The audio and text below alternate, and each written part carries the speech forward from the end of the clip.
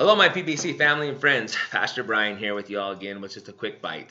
I was thinking recently about a verse I ran across. Actually, I was just thinking about it and wanted to share with you real quickly just something that kind of stood out to me. I was thinking about within the times we're living right now, some of the unsureties we face, things of this nature.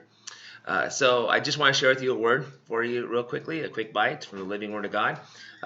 Starts in Luke chapter 4. You'll be familiar with it. It's the temptations of Christ. We know what those are about.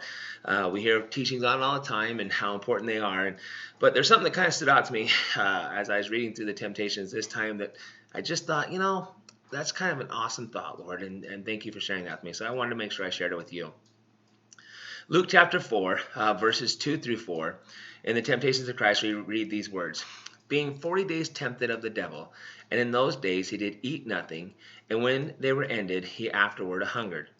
And the devil said unto him, If thou be the Son of God, command this stone that it be made bread. And Jesus answered him, saying, It is written, that man shall not live by bread alone, but by every word of God. Now, what was standing out to me in this, you're going, oh, that's pretty simple. We get that. We understand that. We've heard that 1,000 times, and probably so. But what really kind of stood out to me in this one here in particular is I know that a lot of us have been kind of thinking a lot about what happens. I mean, what if we run out of things to eat? What if we're hungered and so on and so forth? And, of course, the other day we talked about the meal and the oil.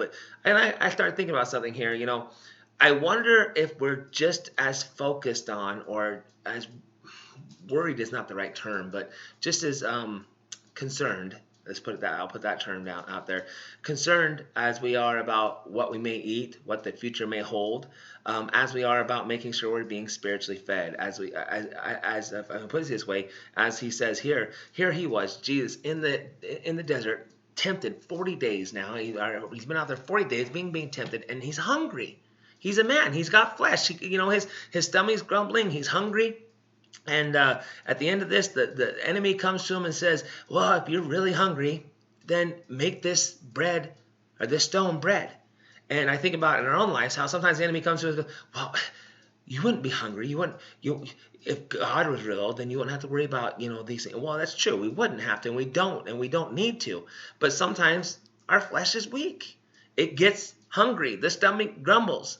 But in this time, when we're kind of focused on the hunger, the flesh, if I can put it this way, what we might eat, do I have enough flour? Do I have whatever the case may be? Let's remember that just as important, and honestly, I'd say even more important for us, is that it is written that man shall not live by bread alone, but by every word that proceedeth from the mouth of God. In other words, are we making sure we take time to eat enough of the word daily as well? I'm sure if you're anything like me, I eat my feelings, is what they say. And I've also heard it say, well, I wouldn't eat my feelings if they didn't taste so good.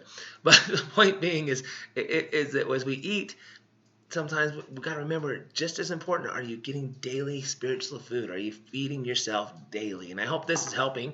But even in addition to this, just your own meals with the Lord. Are you living on every word that proceeded from the mouth of God? Are you making that bread of life, the Word of God, Jesus Christ, just as important as you are, the loaf of bread, for the sandwich, for the soup, for whatever's going on? Well, it's just a thought I had. I hope this encourages you. Just remember that God is on our side. He has not given up on us.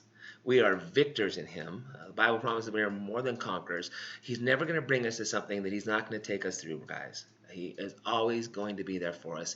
He loves us, and He loves you.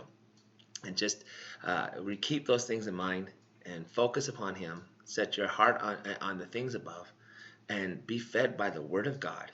And we will never hunger or thirst, because this season is going to come to an end, and we don't want to be spiritually starving by the end of it. So just stay in the Word. Love you guys. And I hope this encouraged you the way it did my heart as I thought about it. And I probably didn't explain it nearly as well as I wanted to. But I pray the Lord helped you to hear it the way I meant it. Love you guys. Until we gather together again, I love you and look forward to seeing you.